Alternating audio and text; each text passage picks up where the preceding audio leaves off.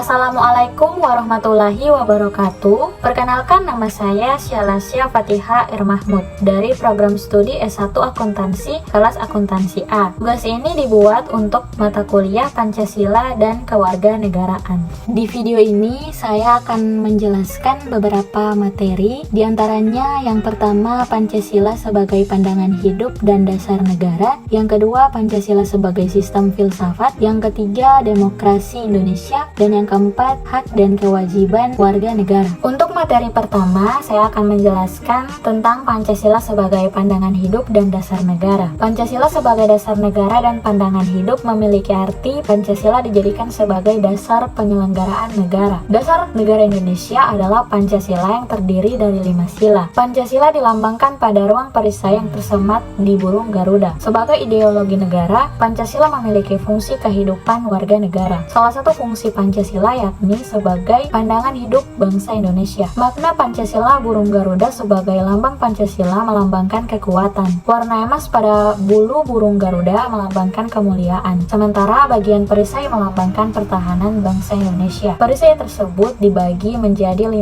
ruang yang menjadi simbol Pancasila, yaitu yang pertama, ketuhanan yang Maha Esa. Sila pertama Pancasila disimbolkan bintang bersudut 5 berlatar hitam. Sila pertama dimaknai sebagai warga Indonesia yang percaya dan bertakwa pada Tuhan. Agama menjadi kepercayaan masing-masing individu. Sila pertama Pancasila ini bermakna saling menghormati dan menghargai antar umat beragama. Yang kedua, kemanusiaan yang adil dan beradab. Dilambangkan rantai warna kuning dan tersusun dari gelang-gelang kecil. Gelang tersebut berbentuk persegi dan lingkaran. Gelang persegi melambangkan pria dan gelang lingkaran melambangkan wanita. Sila kedua Pancasila ini dimaknai warga negara untuk saling memahami dan menyayangi satu sama lain. Meski memiliki perbedaan, sebagai warga negara Indonesia harus saling menjaga, membantu, bekerja sama, dan membela keadilan. Yang ketiga, persatuan Indonesia. Sila ketiga Pancasila ini menempatkan persatuan dan kesatuan demi kepentingan negara dari kepentingan individu. Persatuan Indonesia merupakan cerminan rela berkorban warga demi negara. Sila ketiga ini menanamkan mencintai dan bangga sebagai bangsa Indonesia. Simbol sila ketiga adalah pohon beringin yang berada di bagian kiri dan berlatar warna putih. Di Indonesia, pohon beringin berakar tunjang mencerminkan kesatuan dan persatuan Indonesia.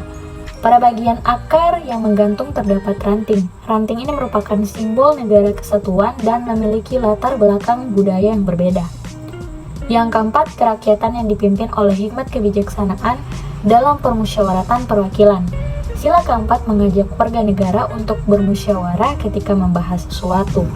Selain itu, tidak memaksa kehendak pada orang lain dan mengutamakan kepentingan negara. Musyawarah dan diskusi dilakukan untuk menemukan perbedaan pendapat dan cara pandang. Simbol sila keempat ini adalah kepala banteng di bagian kanan atas perisai dan berlatar warna merah. Banteng merupakan binatang sosial yang suka berkumpul. Hewan ini mencerminkan pengambilan keputusan yang diputuskan secara musyawarah. Dan yang kelima, keadilan sosial bagi seluruh rakyat Indonesia. Sila kelima Pancasila diartikan sebagai pengembangan budi luhur, kekeluargaan, gotong royong, dan bersikap adil. Harus seimbang antara hak dan kewajiban untuk menghormati sesama. Simbol sila kelima adalah padi dan kapas warna kuning dan berlatar putih. Padi dan kapas ini mencerminkan pangan dan sandang. Kedua bahan ini mencerminkan persamaan sosial antar masyarakat. Selanjutnya, materi tentang Pancasila sebagai sistem filsafat. Pancasila sebagai sistem filsafat adalah kesatuan dari berbagai unsur yang memiliki fungsi tersendiri, tujuan yang sama, saling keterikatan, dan ketergantungan. Filsafat adalah upaya manusia mencari kebijaksanaan hidup dalam membangun peradaban manusia. Pancasila adalah ideologi dasar dalam kehidupan bernegara Indonesia. Pancasila dalam filsafat digunakan sebagai objek dan subjek. Objek untuk dicari landasan filosofinya dan subjek untuk mengkritisi aliran filsafat yang berkembang. Maka dari itu, Pancasila harus menjadi orientasi pelaksanaan sistem politik dan pembangunan nasional. Pancasila memiliki 3 landasan pijak filosofis, yaitu ontologis, epistemologis, dan aksiologis. Ontologis dalam filsafat adalah tentang hakikat yang paling mendalam dan paling umum atau mendasar. Sementara itu, Epistemologis adalah tentang sifat dasar pengetahuan, dan aksiologis adalah tentang penelitian tentang nilai-nilai. Landasan ontologis Pancasila adalah pemikiran filosofis atas sila-sila Pancasila sebagai dasar filosofis negara Indonesia. Ontologi berhadapan dengan sifat makhluk hidup di mana ada 3 mainstream utama, yaitu determinisme, praktisme, dan kompromisme. Pancasila sebagai dasar filosofis negara Indonesia sebagai ontologis pada sila yang pertama, hal kebebasan beragama dan menghormati satu sama lain. Yang kedua, setiap orang memiliki martabat, hak asasi manusia, keadilan yang sama. Yang ketiga, ada perbedaan tapi tetap satu atau rasa kebangsaan Indonesia. Yang keempat, sistem demokrasi melalui musyawarah demi tercapainya mufakat untuk menghindari dikotomi mayoritas dan minoritas. Yang kelima, seharusnya tidak ada kemiskinan dalam negara merdeka atau adil secara sosial. Selanjutnya, landasan epistemologis Pancasila, artinya nilai-nilai Pancasila, digali dari pengalaman bangsa Indonesia yang kemudian disintesiskan melalui pandangan komprehensif kehidupan bermasyarakat, berbangsa, dan bernegara. Berdasarkan epistemologi atau pengetahuan, filosofi Pancasila pada sila yang pertama, pengalaman kehidupan beragama bangsa Indonesia. Yang kedua, pengalaman ditindas penjajah selama berabad-abad. Yang ketiga, pengalaman terpecah belahnya bangsa atas adu domba Belanda melalui politik divide et impera. Yang keempat, pengalaman budaya turun-menurun bangsa Indonesia dalam bermusyawarah mufakat. Yang kelima, pengalaman budaya turun-menurun bangsa Indonesia dalam bergotong royong. Selanjutnya, landasan aksiologis Pancasila, artinya nilai atau kualitas yang terkandung dalam sila-sila Pancasila. Pancasila mengandung spiritualitas, kemanusiaan, solidaritas, musyawarah, dan keadilan. Pancasila merupakan sumber nilai untuk memahami hidup berbangsa dan bernegara secara utuh. Nilai-nilai dari Pancasila berdasarkan filosofinya yaitu sila yang pertama, kualitas monoteis, spiritual, kekudusan, dan sakral. Yang kedua, martabat, harga diri, kebebasan, dan tanggung jawab. Yang ketiga, solidaritas dan kesetiakawanan. Dan yang keempat, demokrasi, musyawarah, mufakat, dan berjiwa besar. Serta yang kelima, kepedulian dan gotong royong. Selanjutnya, materi tentang demokrasi Indonesia. Demokrasi secara umum adalah bentuk atau sistem pemerintahan di mana seluruh rakyatnya turut serta memerintah melalui wakil-wakilnya. Istilah demokrasi sendiri berasal dari bahasa Yunani yaitu demos yang artinya rakyat dan kratos yang artinya pemerintahan. Pengakuan resmi bahwa Indonesia adalah negara demokrasi terdapat pada yang pertama Undang-Undang Dasar 1945, Pasal 1 Ayat 2 yang berbunyi kedaulatan berada di tangan rakyat dan dilaksanakan menurut Undang-Undang Dasar. Yang kedua, Pancasila, sila keempat yang berbunyi kerakyatan yang dipimpin oleh hikmat kebijaksanaan dalam permusyawaratan perwakilan. Selanjutnya, bentuk-bentuk demokrasi. Yang pertama, demokrasi langsung. Dalam sistem demokrasi langsung, setiap rakyat berhak memberikan aspirasi melalui pendapat atau suara dalam menentukan sebuah keputusan. Biasanya, setiap rakyat mewakili diri sendiri dalam memilih kebijakan sehingga secara langsung keadaan politik berada di tangan rakyat. Namun, sistem demokrasi langsung jarang diterapkan di era modern. Hal ini dikarenakan kepadatan penduduk serta kurangnya minat penduduk untuk mempelajari keseluruhan permasalahan politik di negara tersebut. Yang kedua, demokrasi perwakilan. Dalam sistem demokrasi perwakilan, seluruh rakyat memberikan pendapat melalui pemilihan umum dalam memilih wakil rakyat. Setelah terpilih, wakil rakyat tersebut mengutarakan aspirasi rakyatnya dalam mengatasi permasalahan negara. Selanjutnya, fungsi demokrasi. Fungsi-fungsi demokrasi diantaranya, yang pertama, sistem politik yang memberikan kekuatan untuk memilih pemimpin rakyat dan pemerintahan secara bebas serta adil dalam pemilihan umum. Yang kedua, memberikan kebebasan bagi individu sebagai warga negara untuk dapat aktif berpartisipasi di dalam politik dan sebagai warga. Yang ketiga, memberikan perlindungan kepada hak asasi pada warga negara.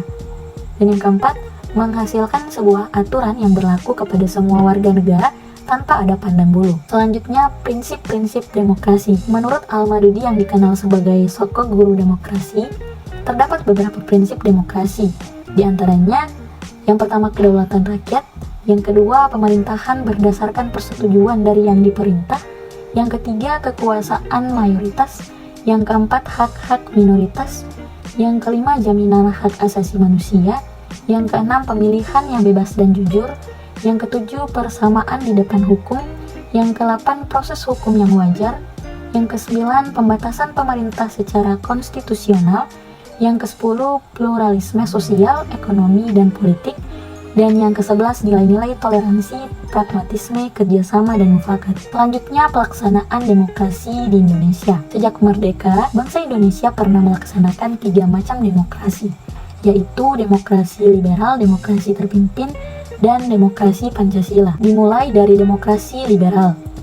Demokrasi liberal atau demokrasi parlementer berlaku pada tahun 1950 sampai 1959. Pada saat itu, konstitusi yang berlaku adalah Undang-Undang Dasar Sementara 1950. Berdasarkan Undang-Undang Dasar Sementara 1950, sistem pemerintahan dan demokrasi yang diterapkan di Indonesia yaitu sistem parlementer dan demokrasi liberal. Artinya, kabinet menterinya diajukan oleh parlemen atau DPR dan bertanggung jawab kepada parlemen atau DPR. Di dalam sistem parlementer ini, kepala pemerintahan adalah Perdana Menteri dan presiden hanya sebagai kepala negara. Masa demokrasi liberal ini membawa dampak yang cukup besar, yaitu pembangunan tidak berjalan lancar karena kabinet selalu silih berganti. Yang kedua, tidak adanya partai yang dominan, maka seorang kepala negara terpaksa bersikap mengambang di antara kepentingan banyak partai. Yang ketiga, di dalam sistem multipartai tidak pernah ada lembaga legislatif, yudikatif, dan eksekutif yang kuat. Yang keempat, munculnya pemberontakan di berbagai daerah. Dan yang kelima, memunculkan ketidakpercayaan publik terhadap pemerintahan saat itu. Presiden menganggap bahwa keadaan ketatanegaraan Indonesia membahayakan persatuan dan kesatuan bangsa dan negara. Akhirnya, pada tanggal 5 Juli 1959, mengumumkan dekret presiden mengenai pembubaran konstituante dan berlakunya kembali Undang-Undang Dasar 1945 serta tidak berlakunya Undang-Undang Dasar Sementara 1950. Selanjutnya demokrasi terpimpin. Demokrasi terpimpin yaitu berlaku pada tahun 1959 sampai dengan tahun 1966. Demokrasi terpimpin atau demokrasi terkelola yaitu seluruh keputusan serta pemikiran berpusat pada pemimpin negara saja. Menurut TAP MPRS nomor 8 tahun 1965, demokrasi terpimpin adalah kerakyatan yang dipimpin oleh hikmat kebijaksanaan dalam permusyawaratan perwakilan yang berasaskan musyawarah untuk mufakat secara gotong royong bagi semua kekuatan nasional yang progresif, revolusioner, dengan berporoskan nasakom atau nasionalisme, agama, dan komunisme. Pada saat itu, konstitusi yang berlaku adalah Undang-Undang Dasar 1945 dan Presiden Soekarno berkedudukan sebagai kepala negara sekaligus kepala pemerintahan yang berlandaskan pada sistem presidensial, di mana para menteri berada di bawah wewenang presiden dan bertanggung jawab kepada presiden. Selanjutnya, demokrasi Pancasila. Demokrasi Pancasila ini berlaku mulai dari tahun 1966 sampai dengan sekarang. Demokrasi Pancasila adalah demokrasi yang merupakan perwujudan kerakyatan yang dipimpin oleh hikmat kebijaksanaan dalam permusyawaratan perwakilan yang mengandung semangat ketuhanan yang Maha Esa, kemanusiaan yang adil dan beradab, persatuan Indonesia, dan keadilan sosial bagi seluruh rakyat Indonesia. Selanjutnya, materi tentang hak dan kewajiban negara. Kedudukan hak dan kewajiban merupakan landasan utama yang dimiliki oleh setiap warga negara. Keduanya punya peranan penting meski bertolak belakang. Namun, perbedaan hak dan kewajiban melahirkan keseimbangan yang tidak dapat dipisahkan. Setiap warga negara memiliki hak dan kewajiban untuk mendapatkan penghidupan yang layak. Pengertian hak dan kewajiban negara. Hak dan kewajiban merupakan dua istilah yang tak bisa terpisahkan. Hak dan kewajiban terkait satu sama lain. Perbedaan hak dan kewajiban dapat diibaratkan sebuah koin logam yang memiliki dua sisi. Melihatnya dari sudut pandang yang berbeda namun berada dalam satu kesatuan yang sama. Hak adalah sesuatu yang mutlak menjadi milik kita dan penggunaannya tergantung kepada kita sendiri. Hak didapatkan oleh setiap orang yang telah ada sejak lahir bahkan sebelum lahir. Hak pada umumnya didapat dengan cara diperjuangkan melalui pertanggungjawaban atas kewajiban. Sementara itu, kewajiban adalah sesuatu yang wajib dilaksanakan seseorang. Selanjutnya, hak dan kewajiban negara menurut Undang-Undang Dasar 1945. Selain memuat aturan dalam bernegara, Undang-Undang Dasar 1945 juga mengatur hak dan kewajiban warga negara hingga ke tingkat individu. Semua itu mengikat dan tercantum dalam sejumlah pasal dalam Undang-Undang Dasar 1945. Hak warga negara menurut Undang-Undang Dasar 1945 meliputi yang pertama, hak atas pekerjaan dan penghidupan yang layak, yaitu tiap warga negara berhak atas pekerjaan dan penghidupan yang layak bagi kemanusiaan, terdapat pada pasal 27 ayat 2. Yang kedua, hak untuk hidup dan mempertahankan kehidupan, yaitu setiap orang berhak untuk hidup serta berhak mempertahankan hidup dan kehidupannya, terdapat pada pasal 28A. Yang ketiga, hak untuk membentuk keluarga dan melanjutkan keturunan melalui perkawinan yang sah, terdapat pada pasal 28B ayat 1. Keempat, hak atas kelangsungan hidup, yaitu setiap anak berhak atas kelangsungan hidup tumbuh dan berkembang. Yang kelima, hak untuk mengembangkan diri dan melalui pemenuhan kebutuhan dasarnya dan berhak mendapat pendidikan, ilmu pengetahuan dan teknologi, seni dan budaya demi meningkatkan kualitas hidupnya demi kesejahteraan hidup manusia, terdapat pada pasal 28C ayat 1. Yang keenam, hak untuk memajukan dirinya dalam memperjuangkan haknya secara kolektif untuk membangun masyarakat, bangsa, dan negaranya, terdapat pada pasal 28C ayat 2. Yang ketujuh, hak atas pengakuan, jaminan perlindungan, dan kepastian hukum yang adil, serta perlakuan yang sama di depan hukum,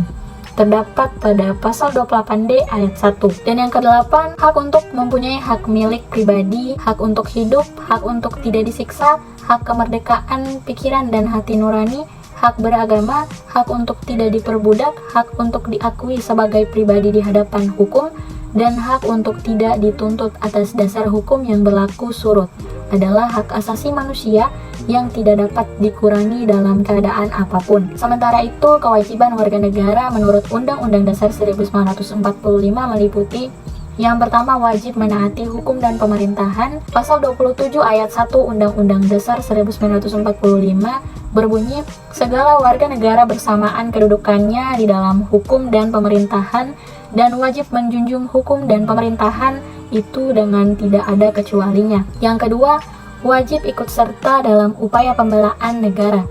Pasal 27 ayat 3 Undang-Undang Dasar 1945 menyatakan setiap warga negara berhak dan wajib ikut serta dalam upaya pembelaan negara. Yang ketiga, wajib menghormati hak asasi manusia orang lain. Pasal 28J ayat 1 mengatakan setiap orang wajib menghormati hak asasi manusia orang lain. Yang keempat, wajib tunduk kepada pembatasan yang ditetapkan dengan undang-undang. Pasal 28J ayat 2 menyatakan dalam menjalankan hak dan kebebasannya, setiap orang wajib tunduk kepada pembatasan yang ditetapkan dengan undang-undang dengan maksud untuk menjamin pengakuan serta penghormatan atas hak kebebasan orang lain dan untuk memenuhi tuntutan yang adil sesuai dengan pertimbangan moral, nilai-nilai agama, keamanan, dan ketertiban umum dalam suatu masyarakat demokratis. Dan yang kelima, wajib ikut serta dalam usaha pertahanan dan keamanan negara. Pasal 30 ayat 1 Undang-Undang Dasar 1945 menyatakan tiap-tiap warga negara berhak dan wajib ikut serta dalam usaha pertahanan dan keamanan negara. Selanjutnya, hak dan kewajiban warga negara menurut Pancasila. Sila pertama, ketuhanan yang Maha Esa. Menurut sila ini, hak dan kewajiban warga negara meliputi yang pertama, hak memeluk agama sesuai dengan keyakinan masing-masing.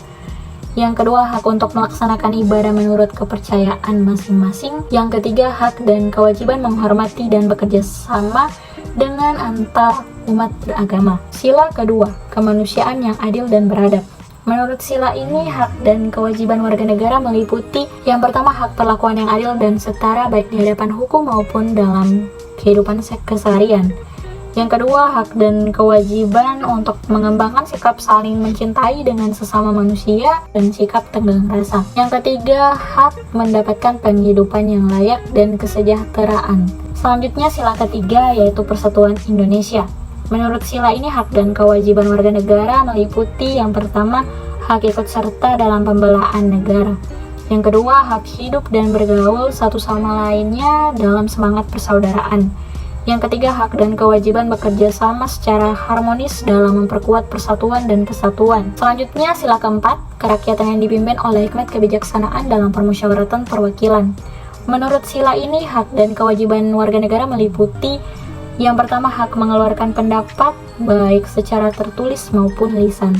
Yang kedua, kewajiban untuk menghargai, bertanggung jawab, serta melaksanakan semua hasil keputusan bersama.